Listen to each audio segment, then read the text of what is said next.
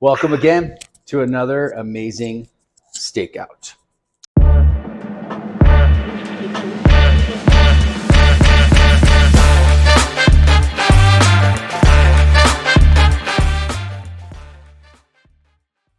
Please tell me who you are and a little bit about yourself. And you can take turns, however you want to do it. My name is Meg Fisher. I'm from Missoula, Montana. I'm a Pisces. I'm from Canada originally, so I'm painfully nice. But I went to high school in Chicago, so I will. I race bikes a lot. I did that for the national team for many years. And now I race as a privateer, pioneering gravel and mountain bike paracycling categories across the country and around the world. I'm also very smart and very humble. I have a doctorate in physical therapy.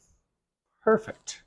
And my name is Gretchen Powers, and I am a photographer and filmmaker who actually grew up here in Steamboat, Colorado. I've had a long relationship with Big Agnes, and I'm just really excited to be here. I'm excited you guys are here. And it kind of covers, like, I was like, about yourself and your home base, but a lot of times it's easier just to wrap it all into one. Yes. Tell me a little bit more. Tell me a little bit about you guys, how you met, things along those lines. There we go. That's what I'm talking about. That's what I'm talking about. And again, you know. You want to tell the story? Yes. Oh, is there two versions? Oh, I love two versions. Well, you saw me first. Do you want to start? There was a slight breeze in the air. The sun was just coming down. Mm-hmm. The rain was just starting to fall in Vermont at Cochrane Ski Area, which is the cutest little bump that they call a ski area. Have you seen what they call ski areas in the Northeast? I've heard and seen some photos, yes. Oh my gosh. It's fun to tease her. So I was helping lead the Rooted Vermont Women's Clinic Cool. just outside of Burlington, Vermont. Yep. It's awesome. I knew her sister first, who's also a photographer in the industry, and I saw her sister coming across the parking lot, and I was like, Dominique! And then I saw Gretchen. So as a physical therapist, aka professional toucher, like I really value a good hug. Like people who give good hugs, and Dominique gives great hugs. It definitely is a big deal. Yes, it's like a lame shake. Don't do it. No dead fish. Yeah. And so I was like, Dominique, you give great hugs. And then I love sister rivalry because Gretchen heard that I gave Dominique high marks, and she upped the had to top it. Yeah. Where do you think my little sister learned how to give hugs? Oh, I love it. So yeah, naturally, of course, I live in Vermont now. Richmond is my home. And so Meg met me in my home, but she lives in Missoula, Montana. So for the past year, we've been playing all over the country and all over the world together. It's wonderful. We get to work together. She works on her bike, rides her bike, and I play with my cameras. And we just made a film that's showing tonight. At Allison. Please go ahead and tell me more, because that was my next question. Excellent. So within meeting Meg over the course of this weekend, obviously like sparks flew and we were very enamored with each other. But I also, as a documentary filmmaker, am really drawn to people's stories. Mm-hmm. And I didn't know anything about Meg before I met her, aside from that my sister had told me she's one of her favorite people in the cycling industry. And if you meet Dominique Powers, you'll know that she is as charismatic and outgoing as I am, and has many, many favorite people in whatever industry she happens to be working in. So I took that with a grain of salt. I wasn't, oh, okay, great. Can't wait to meet her, Domi. Sounds great. But then I did. And Meg's ability to share her story and engage and, watching her ride a bike. Actually, I don't even think I saw you on a bike that first weekend, but she told me that in a couple months' time, she was going to be doing the Lead Boat Challenge. And that is on Saturday, the Leadville 100 mountain bike race, and then on Sunday, the Steamboat Gravel 145-mile black course. And I asked, was someone telling that story? Did she have anyone shooting it in any capacity? And she said, no. And I said, can I come do that? Yeah, it was the sweetest come on I've ever had. Like, Can I drive you between Leadville and Steamboat? I was like, Mhm. wow, you have my heart. Yes. Magic. Magic sparks flew. I love it. Lightning strikes puppies, unicorns. I love it. Yes. Tell us about the film, time, all the fun things. Do you want to tell people about what you did last summer? Sure. So recently, in the past few years, there was the Lead Boat Challenge, and last year I signed up for it because they just let you sign up. Yeah. There should be more like qualifications and To checks. get into, Yeah. it's a big deal. It's a big deal. And I became the first paracyclist to ever do it. Cool. So paracycling is for people with physical impairments. Just like there's the Olympics, there's the Paralympics. Para just means alongside. And I've been pushing to have those categories added to basically just another age group. Because if you think about it, a 30-year-old on an upright bike is not the same as a 30-year-old using a hand cycle or a 30-year-old using a tandem or something like that. So I think having a unique category is really important. I retired from the national team, so I still have some skill on a bike. And I try to be the one out there as a representative, showing what people can do. Yep. And I mean, if I can do it, I'm not real tall, I'm really nice, I'm not really cutthroat. If I can do it, anybody can do it if they want to. No guilt trip, no guilt. But if you want to, you can. Trying's one of the best things sometimes. No, I love it. One of my favorite nonprofits to work with is the High Fives Foundation. I've done, yeah. So I've known Roy Yeah. and know his family and known those guys for a super long time, and anything they do or we can be a part of. Sure. And so we've been a sponsor Yeah. for quite a while now.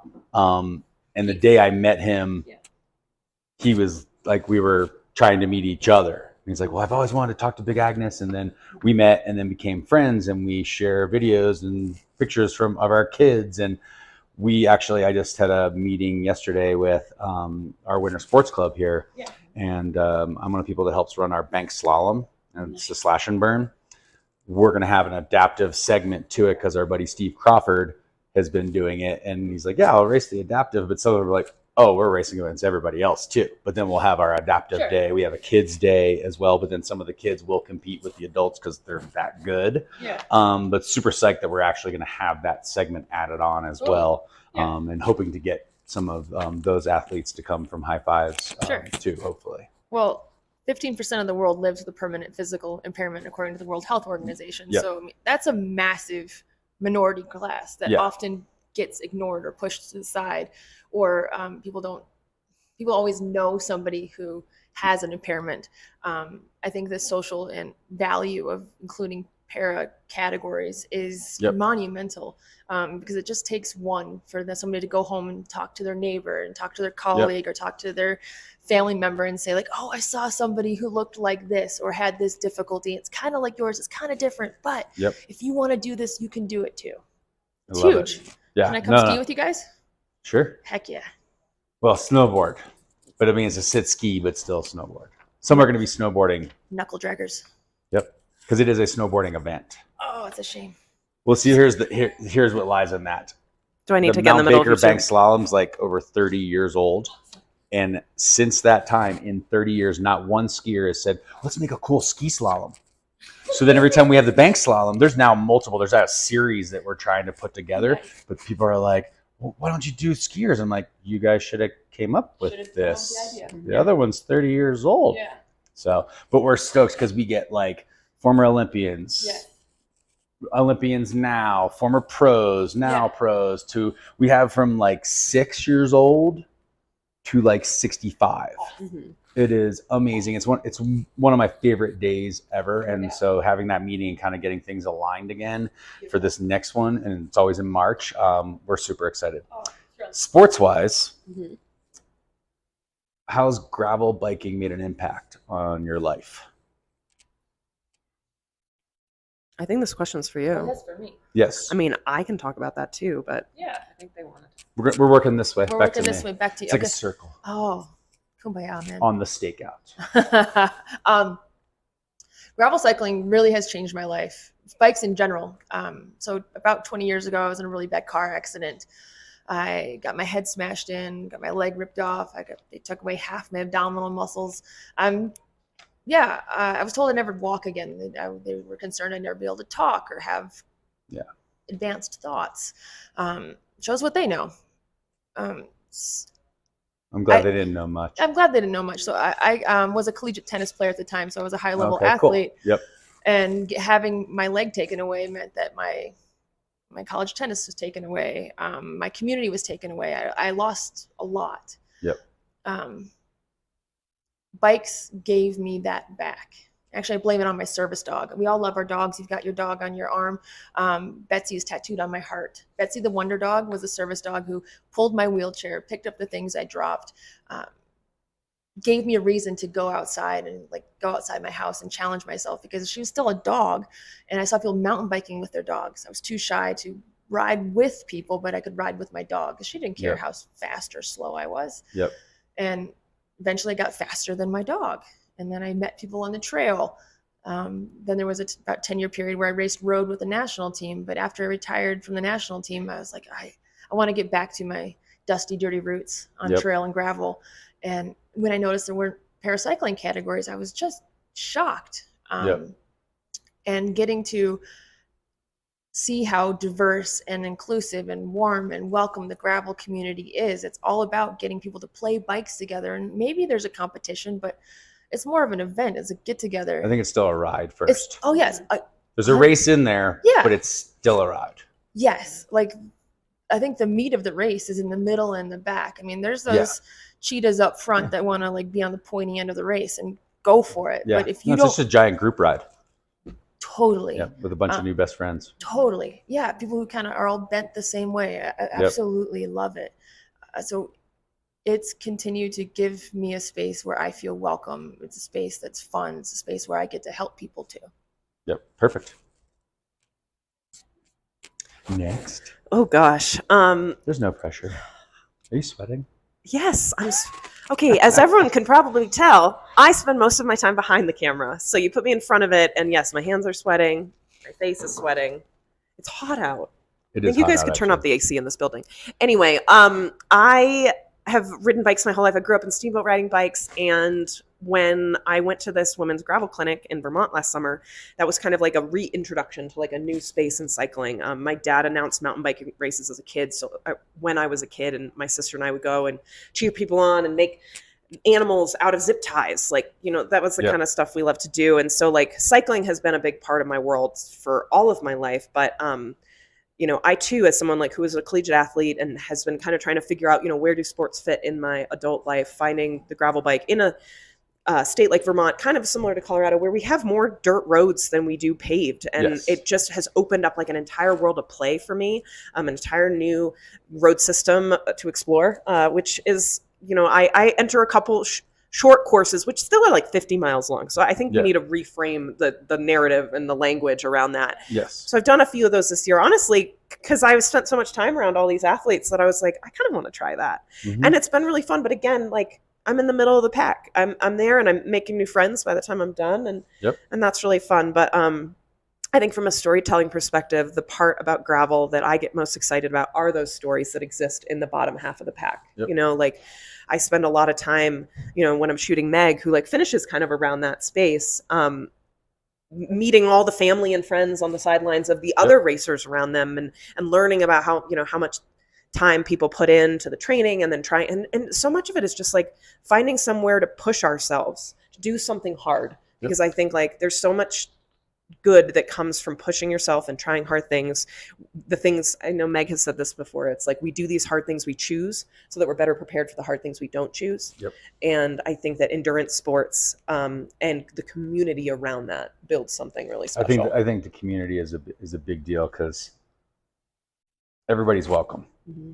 Even Lauren, who I was talking with yesterday, she just met a new group of friends up in Montana, and one of them ended up being a pro rider. Yeah.